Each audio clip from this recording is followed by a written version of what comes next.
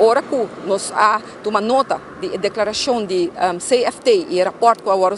sacar a base de pressuposto 2022 que nós não há em parlamento ainda, pero que não há duna bota bisa nang conselho de budget, não tá mencionar que o governo se tá sube e gasto de goederen en diensten com 43 milhões, que men para não benefício, para não auto, luxo, tudo o qual tá produto não que tá regardar e uso de ministério não, se tá aumentar isso aqui, então nos pueblos ora sim se corta, que men se bo toma 43 milhões aqui não vai poner den asset vei, seguramente botar ajuda tapa e buraco aqui não. Bana dizer, tá queda nombra tu referência family. Nós tá bora informar que tur dia tem hina não tá bora nombrar den governo aqui, não tá haya contrato não asa lucrativo, então que corta do pueblo sua saúde. Então, isso aqui está algo que nós quer condenar. A meta bisa que nós para aqui não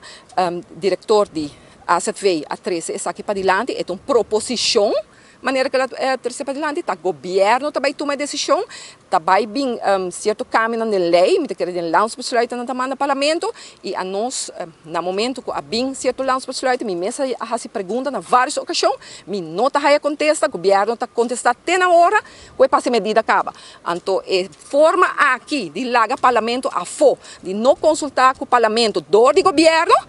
Mita haya essa aqui tá falta de sinceridade, falta de amor para o povo, falta de estar consciente de moral como bota bisa governante caminha que botin que dá conta no parlamento. A nós tem nossa tarefa, a nós tem nosso trabalho de assim questionar o manejo, questionar o qual está sucedendo. E isso aí nós está fazendo aqui e nós queda assim, mita quer que o povo também